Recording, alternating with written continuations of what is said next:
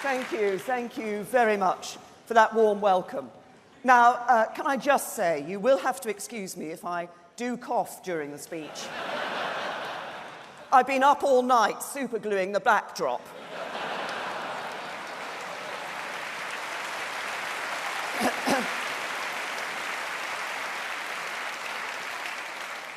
Mind you, I suppose if anything happens, I could just ask to borrow the voice of Geoffrey Cox. Wasn't that fantastic?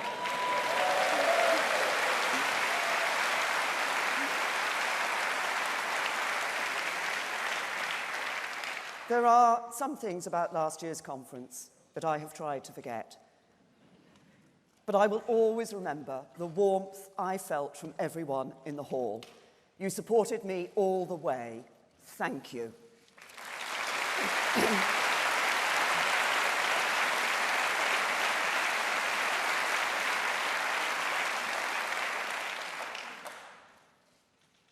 This year marks a century since the end of the First World War.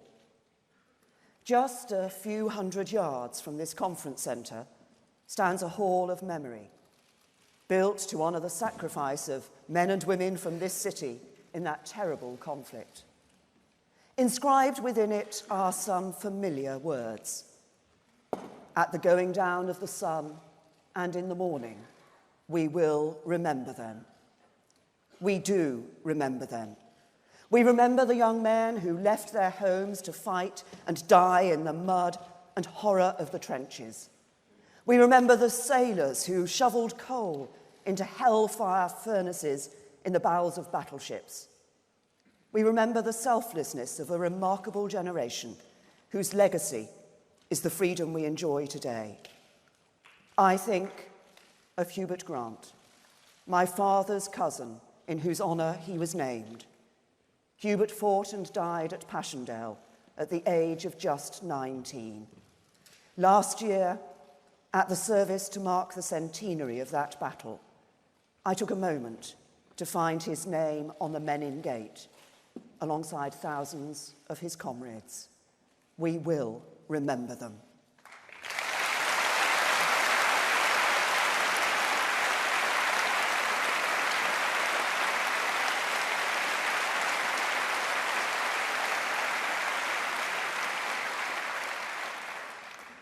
But the builders of that Hall of Memory also wanted us to do something else. Alongside a commitment to remember, they inscribed a command that still calls to us today. See to it that they shall not have suffered and died in vain.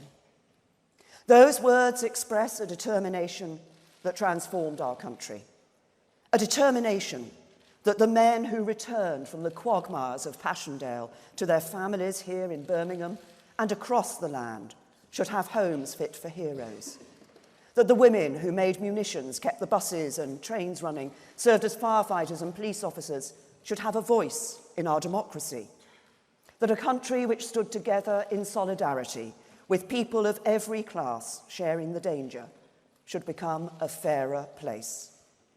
A generation later, another victory built on shared sacrifice renewed that determination. Twice in a century, Britain came together to beat the odds and build a better future. A stronger democracy in the mother of parliaments, where every person, no matter their gender, no matter their class, has an equal voice. A fairer economy in the home of the free market, where enterprise creates wealth to fund great public services. A more secure future in the post-war world, where former enemies become friends, and the transatlantic alliance makes our world a safer place. We must recapture that spirit of common purpose, because the lesson of that remarkable generation is clear. If we come together, there is no limit to what we can achieve. Our future is in our hands.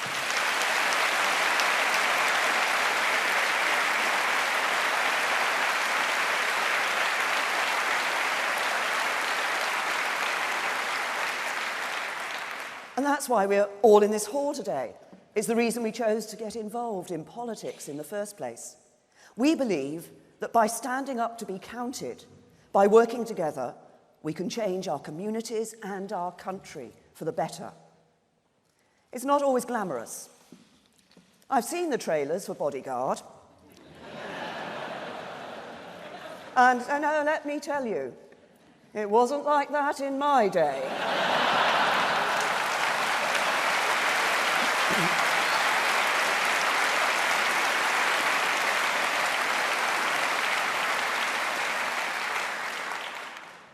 But real politics involves a lot of hard graft, knocking on doors in all weathers, delivering bundles of leaflets.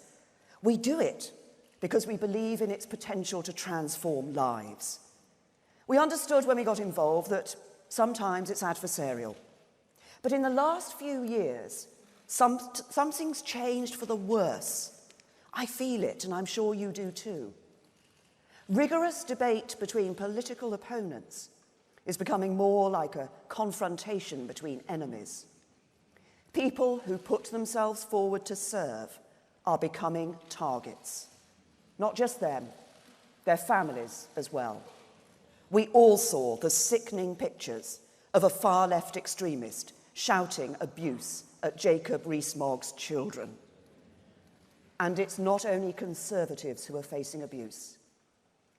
The first black woman ever to be elected to the House of Commons receives more racist and misogynist messages today than when she first stood over 30 years ago. You don't have to agree with a word Diane Abbott says to believe passionately in her right to say it, free from threats and abuse.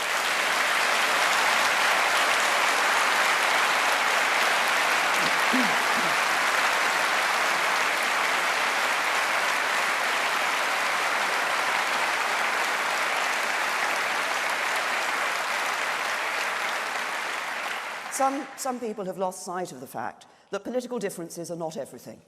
I've served in local and national government, in office and in opposition. I know that no party has a monopoly on good ideas. Getting things done requires working together within parties and beyond them. When our politics becomes polarised and compromise becomes a dirty word, that becomes harder. And good people are put off public service. It doesn't have to be this way. Our party has more elected representatives than any other. We have in our hands the power to set a standard of decency that will be an example for others to follow. The late John McCain, who spoke at this conference 12 years ago, put it like this: "We argue and compete, and sometimes even vilify each other in our raucous public debates. But we have always had so much more in common with each other than in disagreement." That was Joe Cox's message too. It's a truth that the British people instinctively understand because they are not ideologues. They know we all have a common stake in this country and that the only path to a better future is one that we walk down together. So let's rise above the abuse. Let's make a positive case for our values that will cut through the bitterness and bile that is poisoning our politics. And let's say it loud and clear: Conservatives will always stand up for a politics that unites us rather than divides us.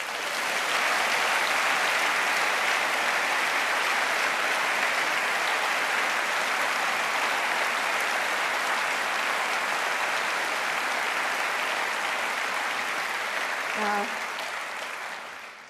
that used to be Labour's position too.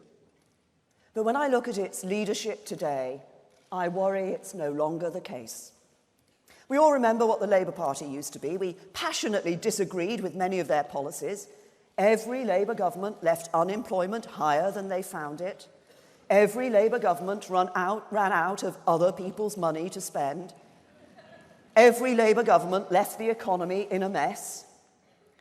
But at least they had some basic qualities that everyone could respect. They were proud of our institutions. They were proud of our armed forces. They were proud of Britain. Today, when I look across at the opposition benches, I can still see that Labour Party, the heirs of Hugh Gaitskell and Barbara Castle, Dennis Healey and John Smith, but not on the front bench.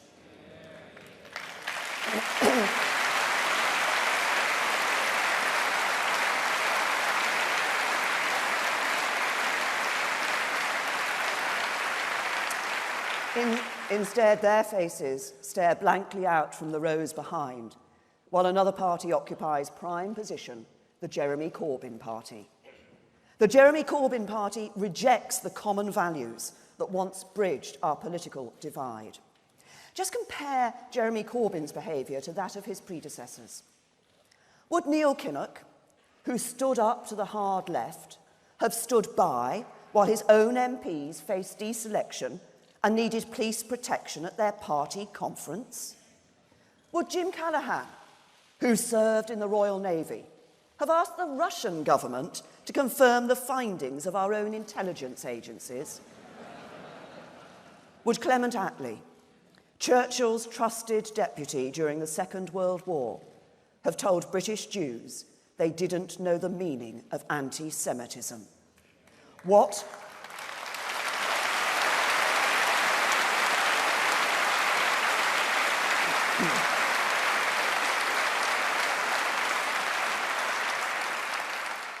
has befallen Labour is a national tragedy.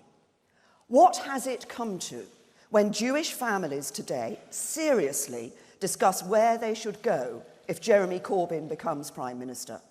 When a leading Labour MP says his party is institutionally racist? When the leader of the Labour Party is happy to appear on Iranian state TV but attacks our free media here in Britain? That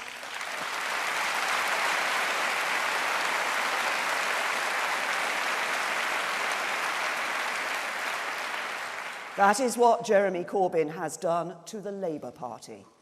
It is our duty in this Conservative Party to make sure he can never do it to our country.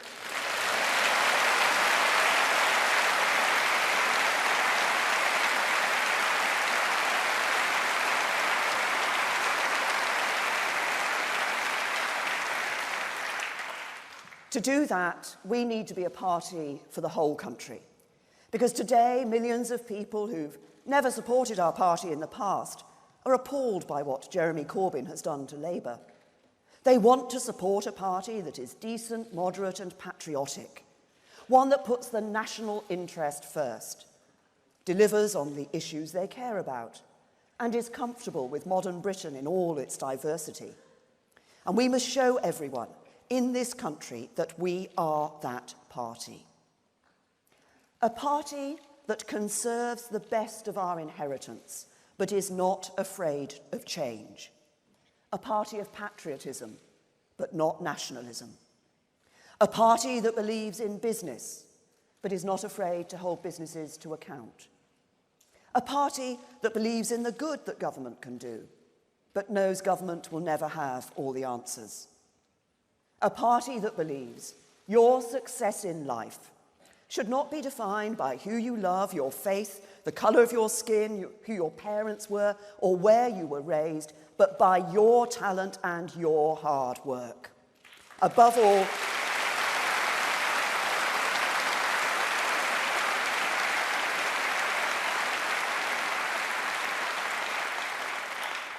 all, a party of unionism, not just of 4 proud nations, but of all our people.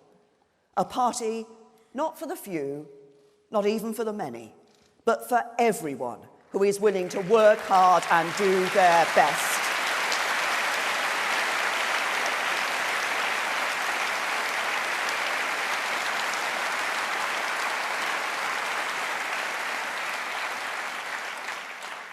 And we must be a party that is not enthralled to ideology, but motivated instead by enduring principles. For me, they can be summed up in 3 words: security, freedom, opportunity. Security for the nation, with strong defences against threats from abroad and protection against threats at home. Security for communities, upheld by the brave men and women of our police forces. Security for individuals and families, provided by a good job, a home of your own, and dignity in old age. And security is the bedrock of freedom. Freedom of thought, freedom of expression, freedom of action. The freedom to make decisions for yourself rather than have them made for you by government. The freedom that our grandparents and great-grandparents fought for against tyranny. The freedom that swept across Eastern Europe when the Soviet Union collapsed and nations were reborn in sovereignty and independence. The freedom that is still denied to many in our world today. But with freedom should always come responsibility. To obey the law even when you disagree with it. To conserve our environment for the next generation. And most especially for those in public life. The responsibility to weigh the impact our words and actions have on other people. And if we are secure and we are free, then opportunity is opened up. The opportunity to take your future in your hands, to dream and strive and achieve a better life. To know that if your dad arrived on a plane from Pakistan, you can become Home Secretary.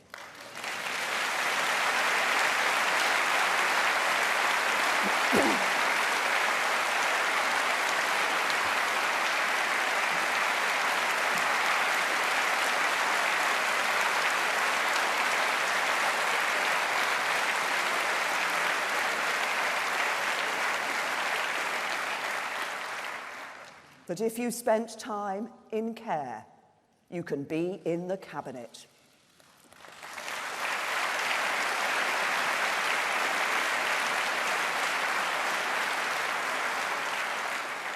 That if your grandparents came to our shores as part of the Windrush generation, you could be the next Mayor of London.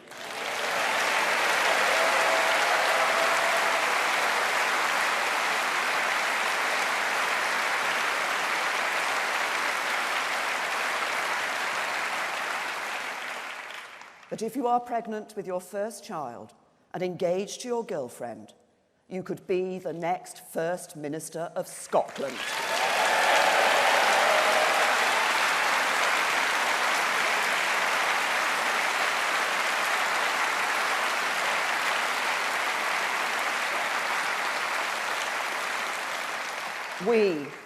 We, the Conservative Party, are the party of opportunity.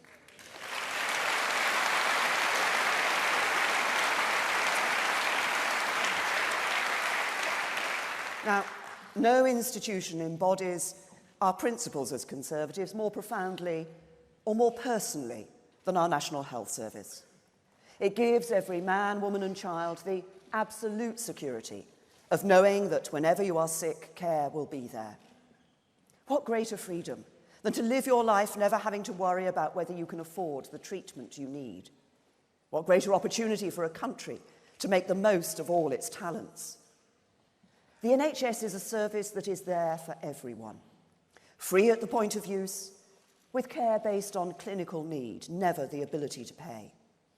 These principles are in our country's DNA, and Conservatives will always uphold them. Indeed, Conservatives have looked after our NHS for most of its life. And this year, we gave the NHS a 70th birthday present to be proud of. The biggest cash boost in its history, an extra £394 million every single week.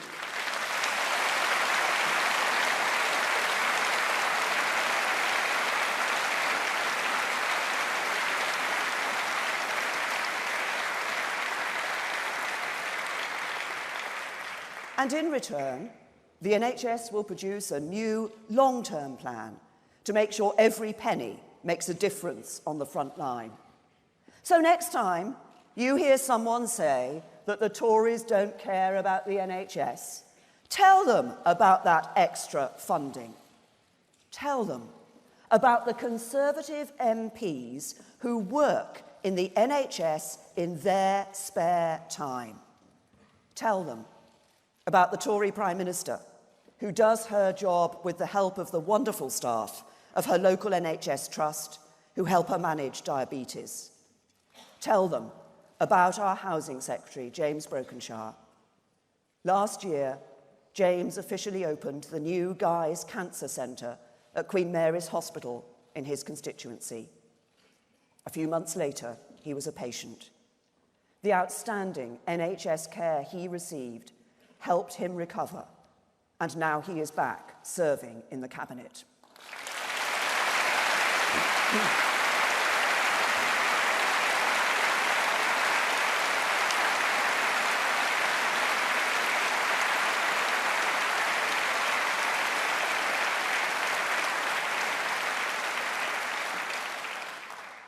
Cancer can strike any of us at any time.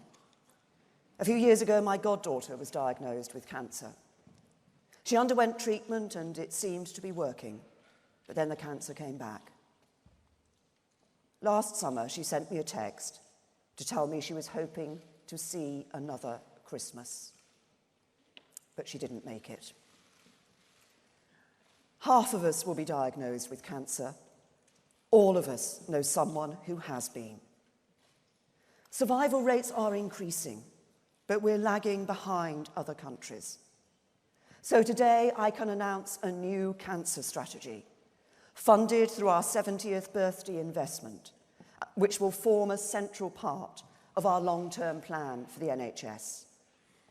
Now, the key to boosting your chance of surviving cancer is early diagnosis. 5-year survival rates for bowel cancer are over 90% if caught early, but less than 10% if diagnosed late. Through our cancer strategy, we will increase the early detection rate from 1 in 2 today to 3 in 4 by 2028.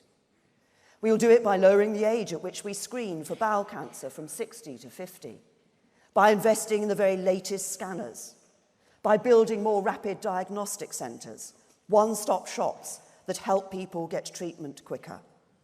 This will be a step change in how we diagnose cancer. It will mean that by 2028, 55,000 more people will be alive 5 years after their diagnosis compared to today. Every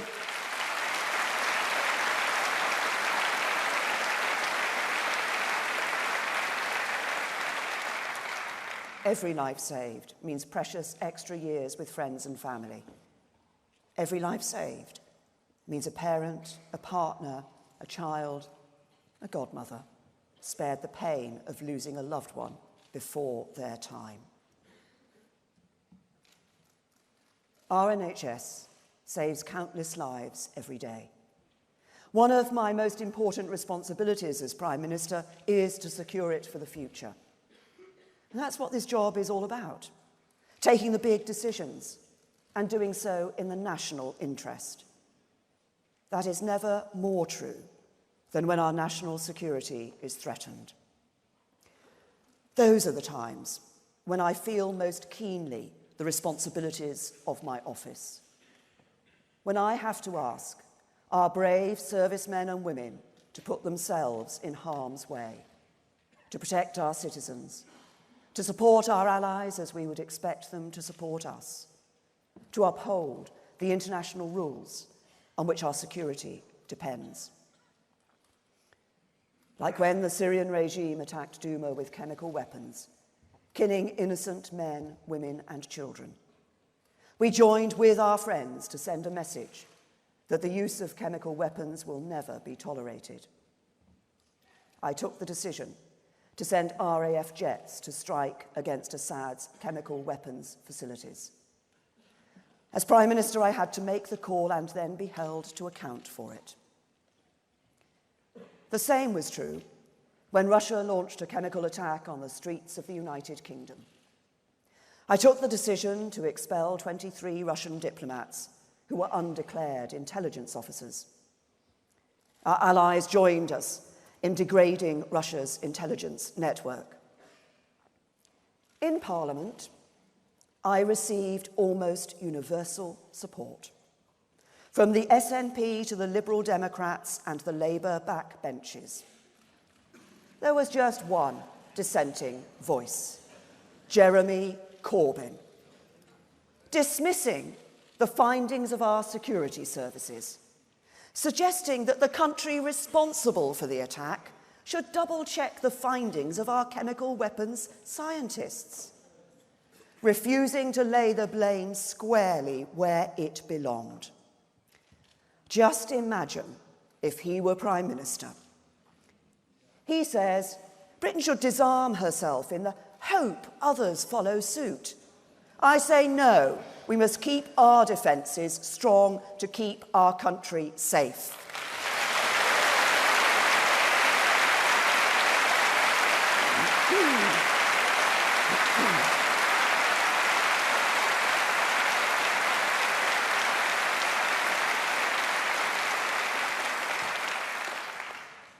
He says a strong NATO simply provokes Russia. I say no, it is the guarantor of our freedom and security. He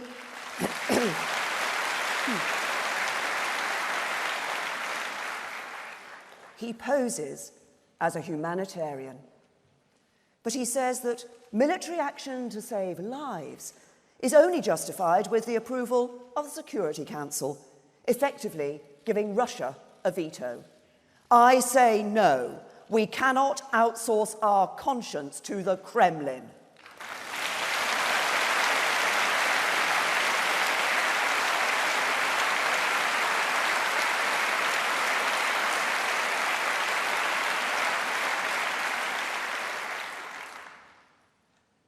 Leadership is doing what you believe to be right and having the courage and determination to see it through.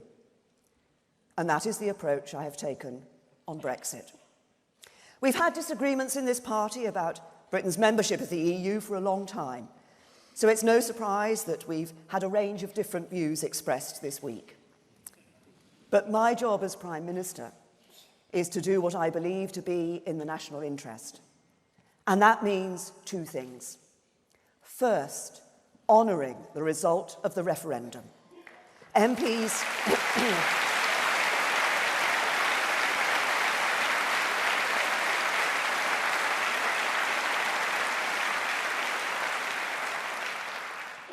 asked the British people to take this decision. We put our faith in their judgment. They have put their faith in us to deliver. I will not let them down.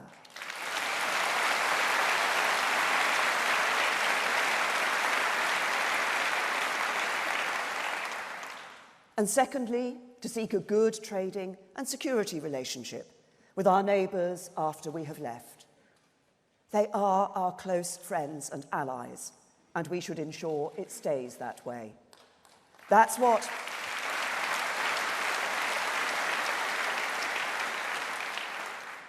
I said at Lancaster House. It's what we promised in our manifesto, and it's what I've worked day and night for the last 2 years to achieve. No one wants a good deal more than me, but that has never meant getting a deal at any cost. Britain isn't afraid to leave with no deal if we have to, but we need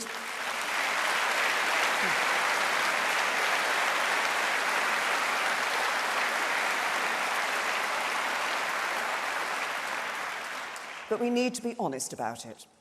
Leaving without a deal, introducing tariffs and costly checks at the border would be a bad outcome for the UK and the EU.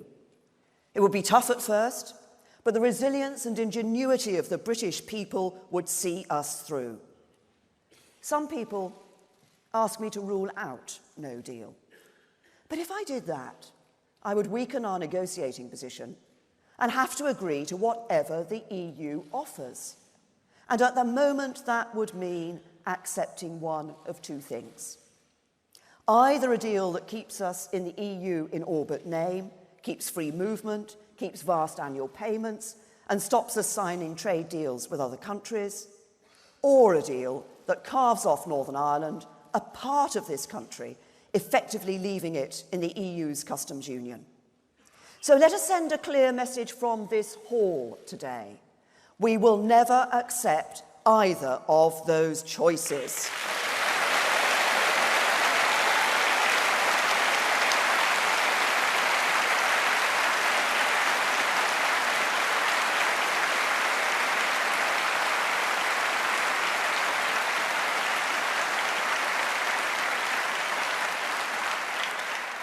We will not betray the result of the referendum, and we will never break up our country.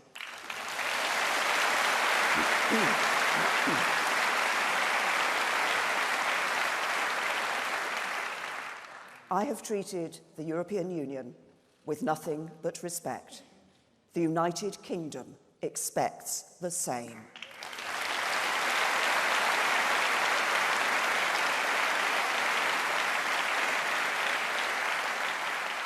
Now, in a negotiation, if you can't accept what the other side proposes, you present an alternative. And this is what we have done. Our proposal is for a free trade deal that provides for frictionless trade in goods. It would protect hundreds of thousands of jobs in the just-in-time supply chains our manufacturing firms rely on. Businesses wouldn't face costly checks when they export to the EU, so they can invest with confidence. And it would protect our precious union, the seamless border in Northern Ireland, a bedrock of peace and stability, would see no change whatsoever. No simple free trade agreement could achieve that, not even one that makes use of the very latest technology. Our proposal would be good for our rural communities, getting us out of the common agricultural policy. It will be good for our coastal communities. We will be out of the common fisheries policy, an independent coastal state once again. And with the UK's biggest fishing fleets based in Scotland, let me say this to Nicola Sturgeon. You claim to stand up for Scotland, but you want to lock Scottish fishermen into the common fisheries policy forever. That's not stronger for Scotland, it's a betrayal of Scotland.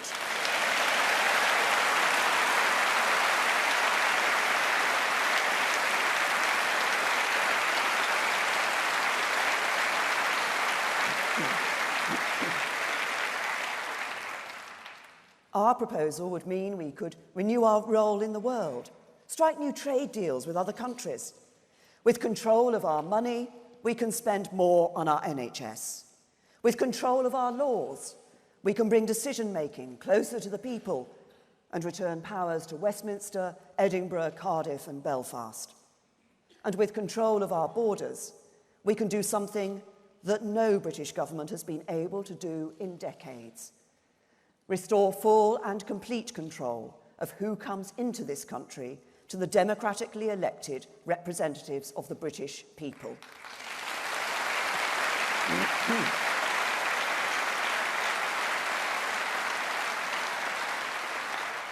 And this is what we will do with the immigration powers we take back. The free movement of people will end once and for all. In its place, we will introduce a new system. It will be based on what skills you have to offer, not which country you come from. Throughout our history, migrants have made a huge contribution to our country, and they will continue to in the future. Those with the skills we need who want to come here and work hard will find a welcome. But we will be able to reduce the numbers as we promised. And by ending free movement, we will give British business an incentive to train our own young people and to invest in technology that will improve their productivity. So this is our proposal, taking back control of our borders, laws and money. Good for jobs, good for the union, it delivers on the referendum, it keeps faith with the British people. It is in the national interest.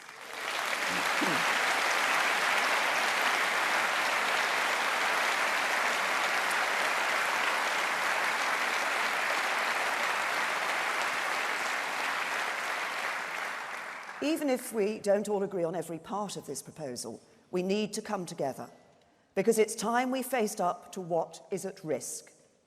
We have a Labour Party that, if they were in government, would accept any deal the EU chose to offer, regardless of how bad it was for the UK. But who also say they'll oppose any deal I choose to bring back, regardless of how good it is for the UK. They're not acting in the national interest, but their own political interest. And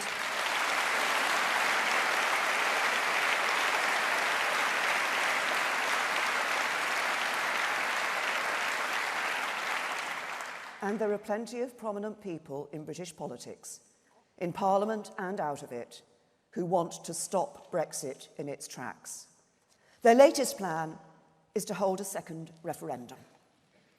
They call it a people's vote. But we had the people's vote, and the people chose to leave.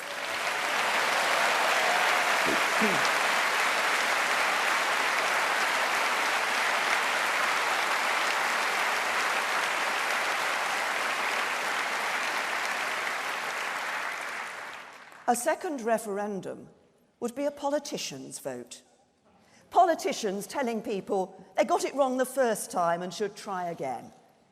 Think for a moment what it would do to faith in our democracy if, having asked the people of this country to take this decision, politicians tried to overturn it. Those of us who do respect the result, whichever side of the question we stood on 2 years ago, need to come together now. If we don't, if we all go off in different directions in pursuit of our own visions of the perfect Brexit, we risk ending up with no Brexit at all.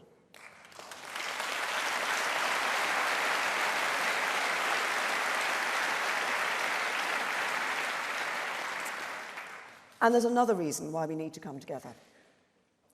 We are entering the toughest phase of the negotiations. You saw in Salzburg that I am standing up for Britain. What we are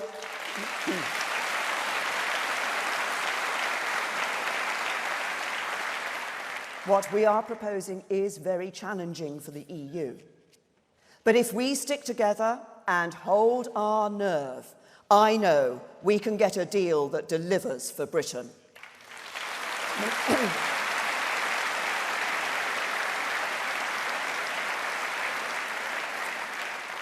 And ultimately, that's what it's all about. The people we serve are not interested in debates about the theory of Brexit. Their livelihoods depend on making a success of it in practice. A Brexit that might make Britain stronger 50 years from now is no good to you if it makes your life harder today. If you work in a factory in Pendle, you need a Brexit that keeps trade friction-free and supply chains flowing. If you're a fisherman in Peterhead, you need a Brexit that delivers full control of our waters. If you run an exporting business in Penarth, you need a Brexit that will open up new global markets. If you live in Pettigo on the Irish border, you need a Brexit that keeps it frictionless and communities connected. These things matter to you, so they matter to me. You are the people we are all here to serve, and together we will build a brighter future for the whole United Kingdom.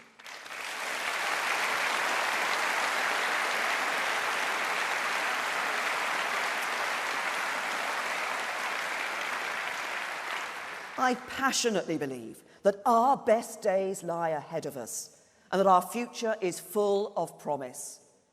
We have fundamental strengths as a country. English is the global language. We can trade with Shanghai over morning coffee and San Francisco at tea time. Our courts are incorruptible. Our universities world-leading. Our soft power unrivaled. A driving force in the Commonwealth, a permanent member of the UN Security Council. And soon we will retake our own seat at the World Trade Organization. Britain will be a champion.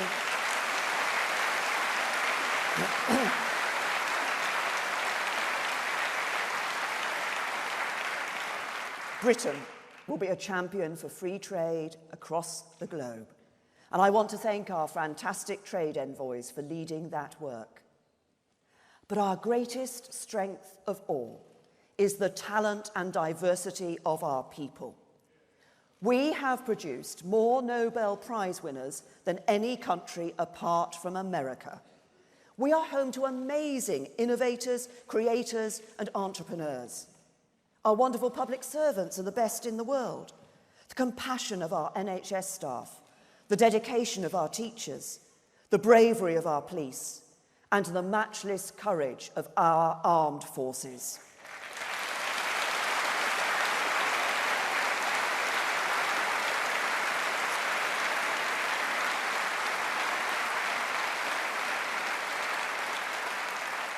Don't let anyone tell you we don't have what it takes. We have everything we need to succeed. And in 2022, we'll put the best of British creativity and innovation, culture and heritage on show in a year-long festival of Great Britain and Northern Ireland.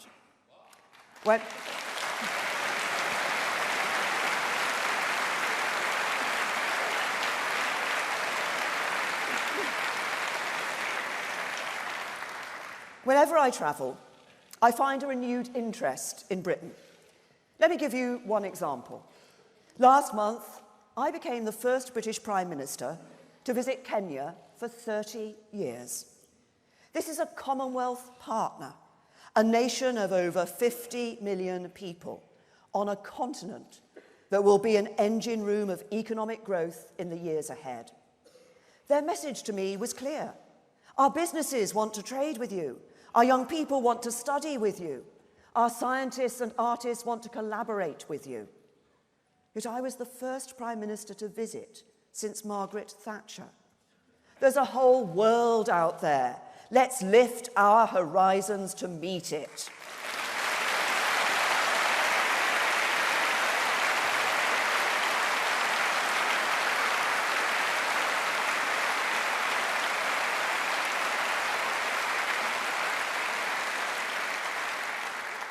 The UK has always been an outward-looking trading nation.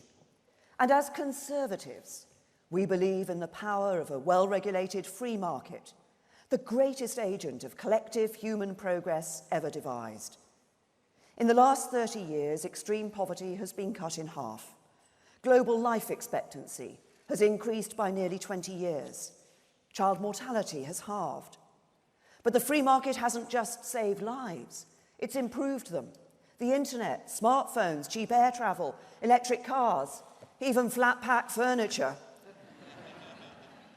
We should defend free markets because it is ordinary working people who benefit. Closed markets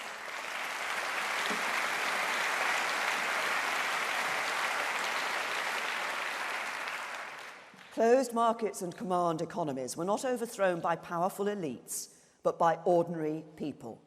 By the shipyard workers of Gdansk, who led the resistance in Poland.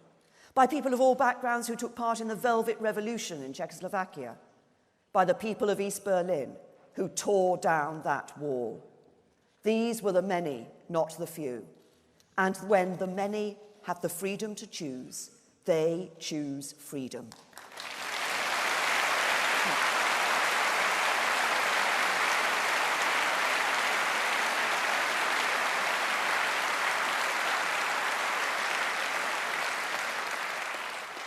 I saw it last month in South Africa.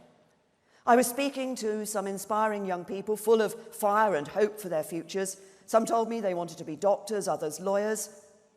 Some might even have been inspired to become professional dancers. Maybe not.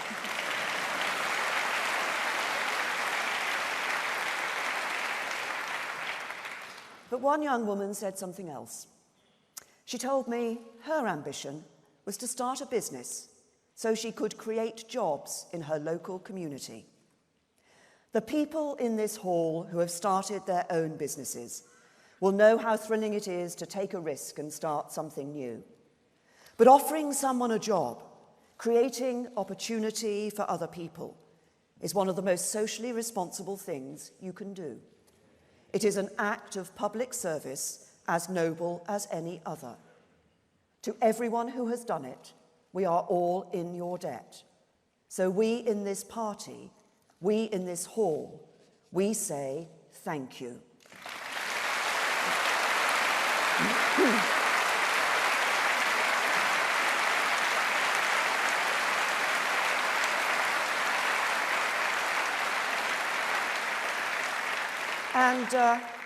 And to all businesses, large and small, you may have heard that there's a 4-letter word to describe what we Conservatives want to do to you. It has a single syllable. It is of Anglo-Saxon derivation. It ends in the letter K. Back businesses.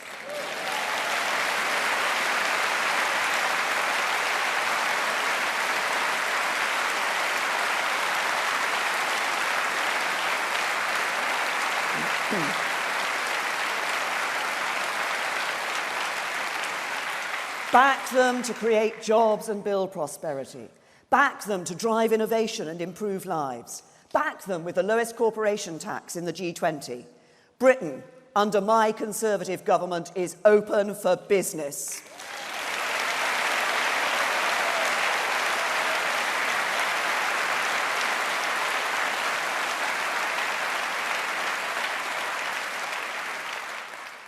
We support free markets because we know their strengths, but we also know their limits. The defining event for a new generation of voters was not the fall of the Berlin Wall, but the collapse of the banks. It was the biggest market failure in our lifetimes, a recession in which almost 750,000 jobs were lost, sound businesses forced to close because they could not access credit, people queuing to withdraw their money from Northern Rock. Thanks to Labour, the country was not prepared. The government ended up borrowing £1 for every £4 it spent. It fell to our party to clear up the mess. 8 years on, how have we done? Our economy is growing, the deficit down by 4/5, unemployment at its lowest since the 1970s, youth unemployment at a record low, households where nobody works down by almost 1 million. And we should not forget what's behind those numbers. The parent who swaps a benefit check for a regular wage. The youngster leaving school and never having to sign on. The children growing up with an example of hard work. Hope and dignity for millions of people in our country. We should be proud of our record.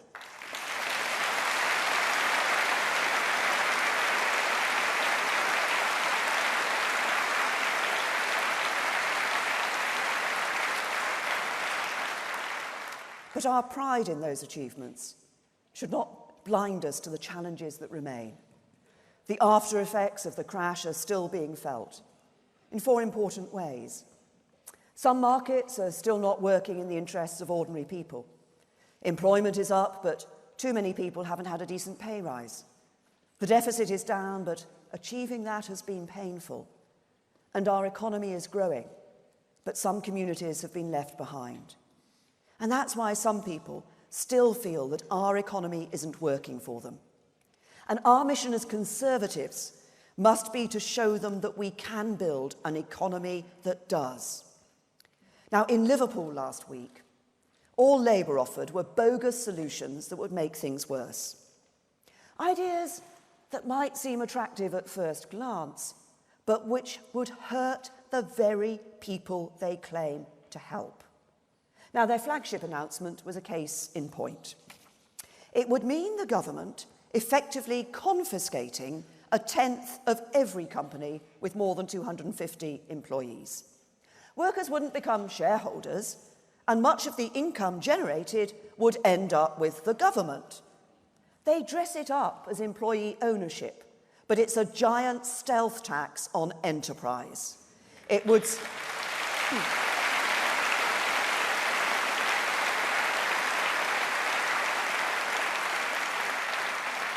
It would slash the share prices of British businesses, hitting anyone with a private pension. It would make the UK an unattractive place to invest, driving away business, destroying jobs. The same is true of their nationalisation policy. They want our railways and utilities to be owned entirely by the government. But when you nationalise something, people pay for it twice. Once when they use the service, and again every month through their taxes. Investment in them goes down because when governments are setting budgets, they'll always choose schools and hospitals over reservoirs and railways, so people get a worse service. Even some in the Labour Party admit their programme of nationalisation and their endless expensive promises would cost £1 trillion. That's right, £1,000 billion, the cost of Labour. And that's not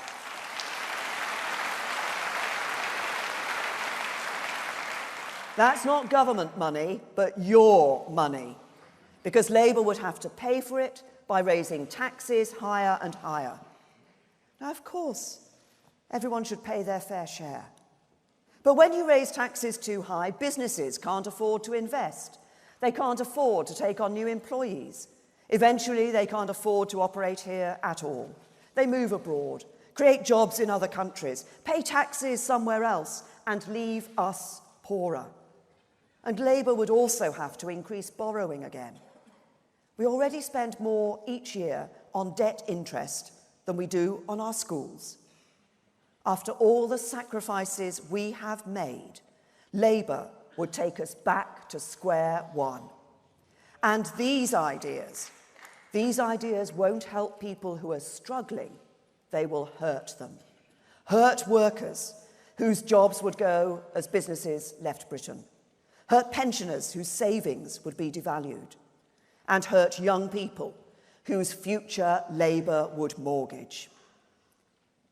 But however bad the Labour approach is, we must do more than criticise it. We need to show what this Conservative government is doing to address people's concerns. First, we need to make markets work in the interests of ordinary people again. That's why we toughened up our corporate governance rules. We're giving workers a stronger voice in the boardroom. We've changed the rules on bonuses, so bosses are rewarded for long-term performance, not short-term profit. It's why we're, with the gig economy changing how people work, we're changing our employment rules, so new technology can't undermine workers' rights. It's why we introduced the energy price cap, announced at last year's conference and in place for this winter.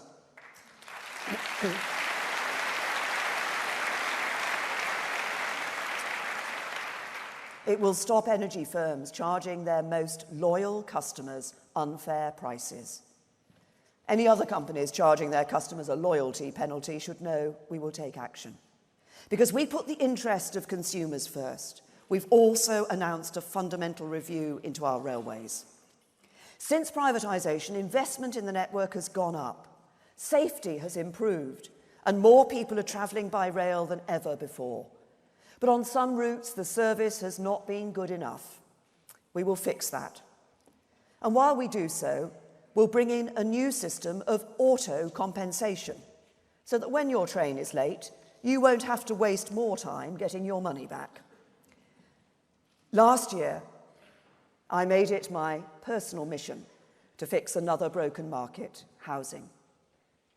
We cannot make the case for capitalism if ordinary working people have no chance of owning capital.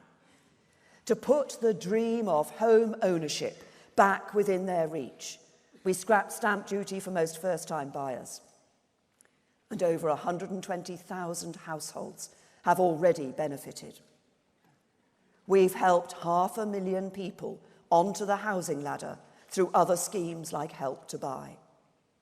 And this week, we've announced that we will charge a higher rate of stamp duty on those buying homes who do not live and pay taxes in the UK to help level the playing field for British buyers.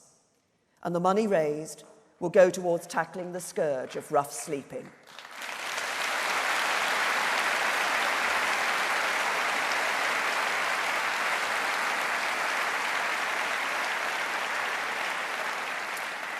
But the truth is that while these measures will help in the short term, we will only fix this broken market by building more homes. And that's what we're doing. More new homes were added to our stock last year than in all but one of the last 30 years. But we need to do better still. The last time Britain was building enough homes, half a century ago, local councils made a big contribution. Now, we've opened up the £9 billion affordable housing programme to councils to get them building again. And at last year's conference, I announced an additional £2 billion for affordable housing. But something is still holding many of them back. There's a government cap on how much they can borrow against their housing revenue account assets to fund new developments. Solving the housing crisis is the biggest domestic policy challenge of our generation. It doesn't make sense to stop councils from playing their part in solving it. So today I can announce that we are scrapping that cap. We will get you...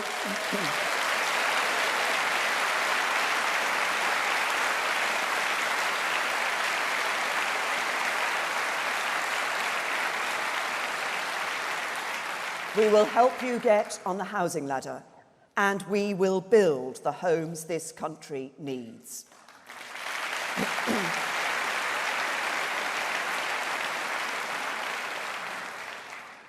Our next challenge is to help working people with the cost of living. We know how hard people work to make ends meet and provide for their families. It isn't easy, it never has been, and the difference it makes to have a little bit of money left to put away at the end of each month isn't measured in pounds and pence. It's the look on a daughter's face when her mum says she can have the bike she wants for her birthday. It's the joy and precious memories that a week's holiday with the family brings. It's the peace of mind that comes with having some savings. Many people in towns and cities across our country cannot take these things for granted. They are the people this party exists for. They're the people for whom this party must deliver. It's for them that we cut income tax, introduced a national living wage, extended free childcare, and froze fuel duty every year. Because for millions of people, their car is not a luxury, it's a necessity.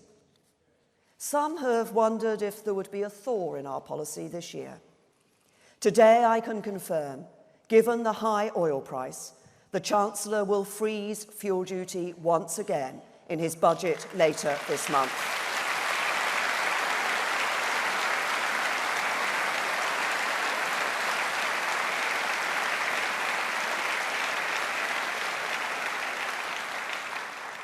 Money in the pockets of hard-working people, a Conservative government that is on their side. Now, third, after a decade of austerity, people need to know that their hard work has paid off. Because of that hard work and the decisions taken by the Chancellor, our national debt is starting to fall for the first time in a generation. This is a historic achievement. But getting to this turning point wasn't easy. Public sector workers have had their wages frozen, local services have had to do more with less, and families felt the squeeze. Fixing our finances was necessary. There must be no return to the uncontrolled borrowing of the past, no undoing of all the progress made of the last 8 years, no taking Britain back to square one. But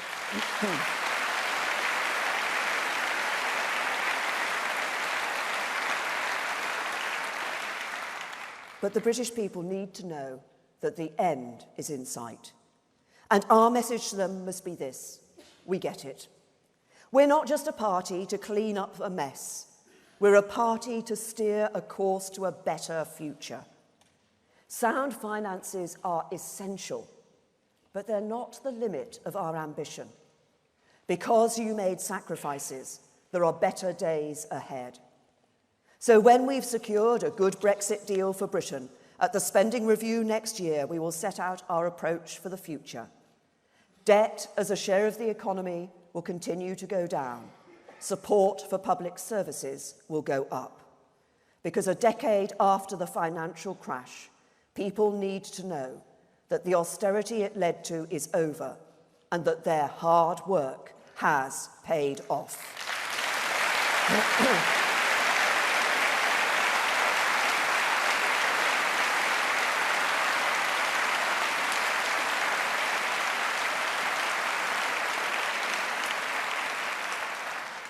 The final challenge is about the future we want for our economy.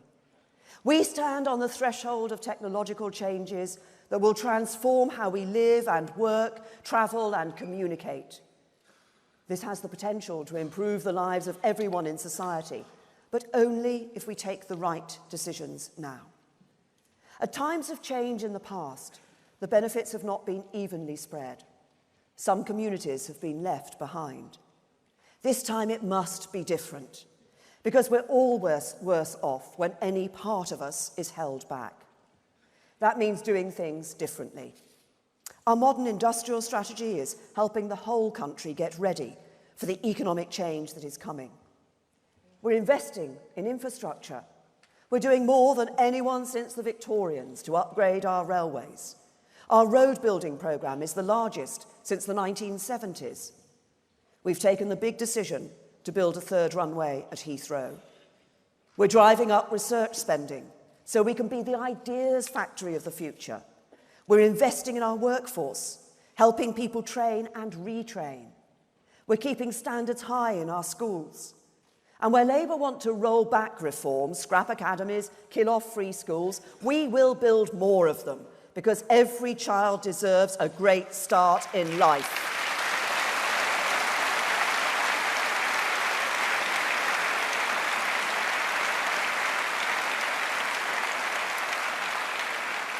Every child in every town and city across the whole country. So that's our Conservative answer. Fixing markets, not destroying them. Helping with the cost of living. Ending austerity. An economy of the future with nowhere left behind. This is how we will build a country that works for everyone. I made that my mission when I stood for the leadership. It was what I dedicated my government to do on the steps of Downing Street. And it is the future this party will deliver. Everyone in this hall has the power to shape that future. This is a moment of opportunity for our party to champion decency in our politics, to be the moderate, patriotic government this country needs, to be a party not for the few, not even for the many, but for everyone who works hard and plays by the rules.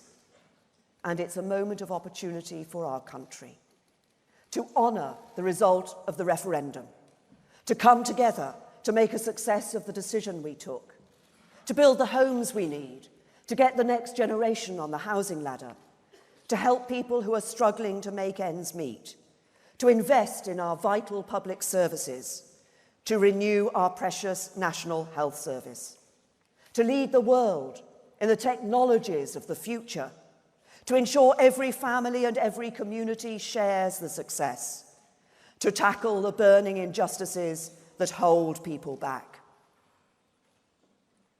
We stand at a pivotal moment in our history.